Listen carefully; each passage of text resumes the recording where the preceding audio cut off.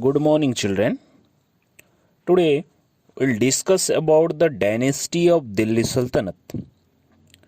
When Ghori died, Ghori means already we learn about the Muhammad Ghori.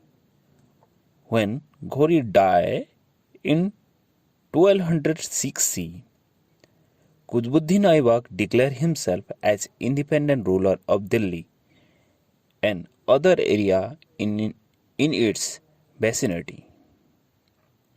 Muhammad Ghori captured many Indian territory and went back the Central Asia, leaving behind his slaves as governor of conquered area. Among the slaves, Qutbuddin Aibak was in the charge of territory near Delhi. And children, already will discuss about the Muhammad Ghori.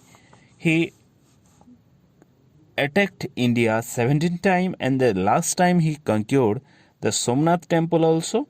Already we discussed that one. And that conquered area he given to his faithful slaves or faithful governor. Among that faithful governor, one is Qutbuddin Aibak. And he was the charge of the territory near Delhi. The history of Delhi Sultanate began in India from 1206 CE. Children, underline this one. And lasted for about 320 years till 1526 CE. The ruler were the mostly Turkish and follower of Islam. They used to call them slaves or sultan. Sultan meaning ruler. Hence, the name Delhi Sultanate came into the existence. There were 5 successive dynasties which ruled over the northern India during this period. They were as Slave Dynasty 1206 to 1290 CE, the Khaliji Dynasty 1290 to 1320 CE, the Tughlaq Dynasty 1320 to 1440 CE, the Sayyid Dynasty 1440 to 1451 CE, and the last Delhi Sultanate dynasty was the Lodi Dynasty 1451 to 1526. Lodi Dynasty was the last dynasty of Delhi Sultanate. After that Mughal rulers came to India. So, children, today we'll discuss about the first dynasty which was ruled the Delhi Sultanate, that on the Slave Dynasty.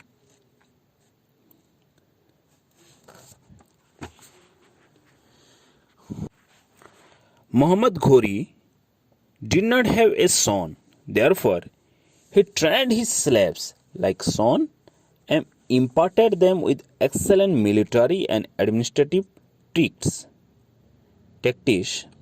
After the death of Ghori, many of his slaves declared themselves the independent rulers because that governors they ruled some territory of conquered Ghori empires. That's why after the death of Muhammad Ghori, the governors or the slaves declared themselves independent ruler. Among them, Qutbuddin Aibak was the most efficient ruler and most efficient slave also, you can say. He proclaimed himself as the Sultan of Delhi and founded the Slave Dynasty in 1206 CE. Keep in mind, the Slave Dynasty founded in 1206 CE. The early sultans were called the Mamluks. Mamluk means slave. That one in Arabic words. This one also you underline in your textbooks. Qutbuddin Aibak was the slave, but due to his good administrative skill, he became the first Sultan of Delhi. He was known as the generous and benevolent rulers who treated his subject, even the Hindu, well. He conquered Ajmer, Jhansi, Delhi, and Meerut. He conquered vast territory, but his short life reason did not give them enough time to set off a proper administrative structure.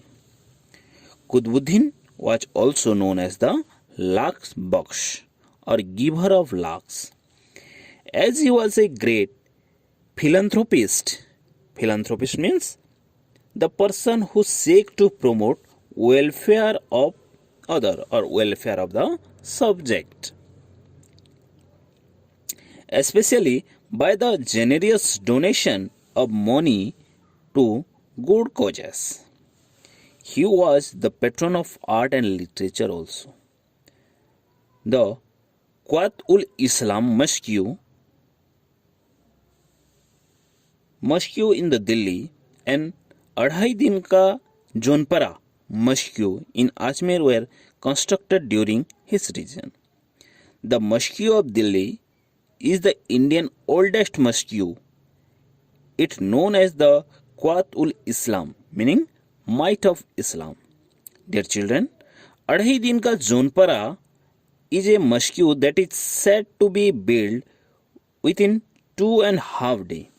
That's why it is known as Adhai Din Ka Jonpara. Adhai Din means 2.5 days. By the order of Muhammad Ghori. Behind the mosque, a beautiful story is there. After defeating Prithviraj Chauhan, once Muhammad Ghori was passing the Ajmer and saw many temples. So he had ordered the Qutbuddin Aibak. That time Qutbuddin Aibak was the slave of Ghori to construct a mosque so that he can offer the prayers. The Sultan also ordered that the mosque has to be built 2.5 days. The worker worked hard and were able to construct a screen wall where the Sultan could offer his prayers. And if we'll go back, then some historians believe that Adhai Din Ka Jonpara, before that construct, there was a temple, Hindu temple also. The construction of Qutub Minar, but Qutbuddin Aibak started the construction of Qutub Minar, but died before it could be completed, which was later completed by Iltutmish. This tower is dedicated to a famous Sufi pir of his time, Qutbuddin Bakhtiyar Kaki. Underline this one and keep note in your copy also. Qutbuddin Aibak started the construction of Qutub Minar, but died before it could be completed, which was later completed by Iltutmish. And this tower is dedicated to famous Sufi pir of his time, Qutbuddin Bakhtiyar Kaki. The height of Qutub Minar is 73 meters. Brick minaret in the world, this architecture is an example of advanced technology, as the iron pillar in the Qutub Minar complex has not rusted so far. Qutbuddin Aibak untimely death was a result of an accident. Aibak, who loved playing chogan or polo, fell from his horse during one of his games and suffered serious injury and died in 1210 CE. Iltutmish ascended the throne of Delhi Sultanate in 1211 C after overthrowing Aram Shah, the son and the successor of Qutbuddin Aibak. So dear children, today for this much. Thank you. May God bless you.